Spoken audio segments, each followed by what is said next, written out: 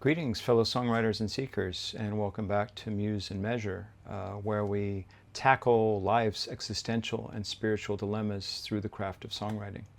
If you're looking to deepen your songwriting practice or connect it to a spiritual one, you should click down on the little guy on the lotus blossom down below and subscribe so you don't miss out on any of these videos and you follow along on the journey to developing songwriting craft and developing your spirituality.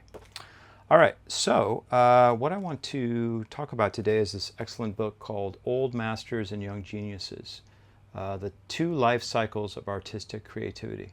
It's by David W. Galenson. And this book's been really kind of inspirational for me and important for me as I transition from being a young artist into an old head and understanding what that means. Because there's really kind of a midlife musical crisis when you don't have commercial success as a young person and you get into your 30s, like, oh, maybe this will happen now, or you get into your 40s and maybe even into your 50s, 60s, 70s, and you're just like, it ain't gonna happen.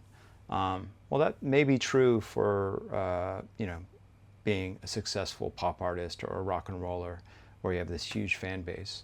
But it doesn't mean that creativity only peaks out when you're young. Our society tends to celebrate youth and tends to focus on genius, meaning like youthful brilliance. And it tends to not celebrate works by older people, at least in the mainstream media. Okay?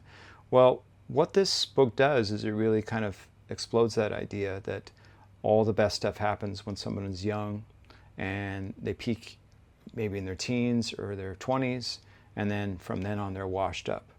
It really, kind of blows that idea up because it gives all kinds of examples of different creative cycles than that genius cycle of people who over a lifetime developed skills and got better and better and produced their best work later in life and their later work. So there's two groups, as the title points to. There's the old masters and the young geniuses. We'll start with the young geniuses. He calls these conceptual innovators. They tend to peak early in life. Their method is kind of bold. They have clear ideas. They're radical, revolutionary. It's all about breakthroughs and innovation, tearing down the institutions, making it new. This very kind of modern drive and romantic drive about I am this lone genius, working late at night, just burning with inspiration, and it's my goal to get it all out because there's a limited amount of time. And this is where we get the burnout, and maybe because of drugs or excessive lifestyle, a lot of these geniuses not only burn out, but they die young. So some examples of this might be Picasso, T.S. Eliot, and Bob Dylan. The ones who died, of course, are Kurt Cobain, Amy Winehouse, Jim Morrison. So these people thought of as geniuses because they were just tapped into something at a very young age and just showed incredible skill and incredible insights for someone so young. But unfortunately, a lot of them burnt out or died, and they just either are gone or they're spending the second half of their lives trying to get back to what they once had and kind of become caricatures of themselves. You think about Elvis Presley, who did all this incredible work as a young man, and then because of bad management got into movies, and then he did great work again in the late 60s and into the 70s, but then kind of just became a caricature of himself, sadly. So if society and celebrity culture had maybe treated these people differently and we had different values, this probably wouldn't have happened, and they could have become old masters and gotten better and better and better and created even greater works. Who knows? The second group is the old masters. They tend to peak later in life. Their method is slow, accumulative. It's all about growth. They learn by doing, revising, and they revise very heavily. It's all about that process and reassessing your work as you go along.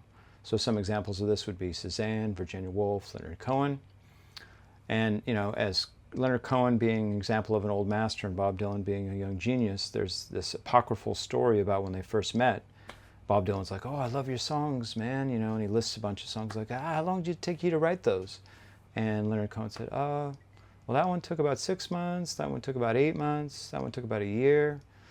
And then Leonard returned the compliment and said, oh, I love your songs. And he listed a bunch of songs, like, how long did it take you to write those?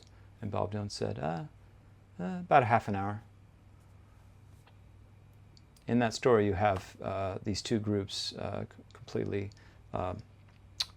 illustrated, the young genius and the old master. Okay? So what group do you think you're a part of? Do you tend to thrive on bursts of creativity, or are you more of a gradual discoverer?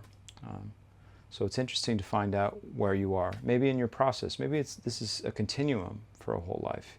When you first start out, I know when I was young, I just could sit down and finish a song in one setting, and then on to the next. I had no shortage of ideas. I had no shortage of confidence. They just came out of me. I didn't question anything. I didn't revise.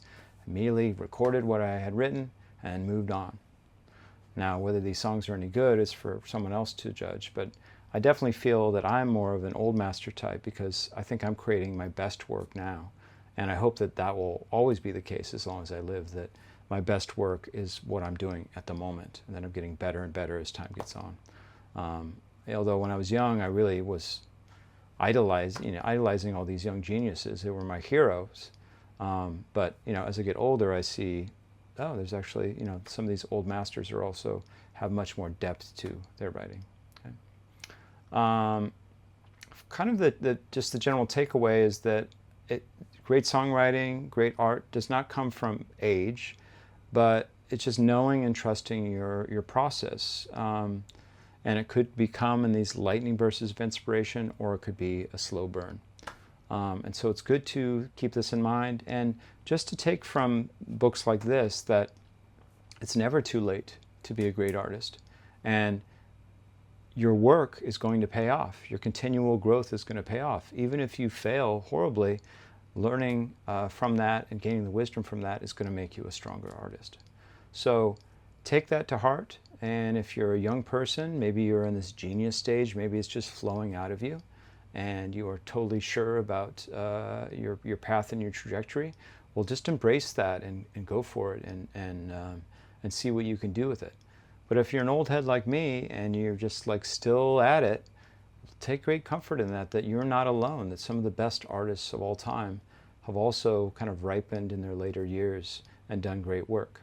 Now, our society is still not necessarily going to reward you because, I don't know, because maybe our fear of death, we tend to celebrate the young and fixate on the young because we don't want to look at older people. It reminds us that, life is short and we're all mortal. Of course, you have all these big bands touring around in their 80s right now. But still, that might be why old masters are not celebrated.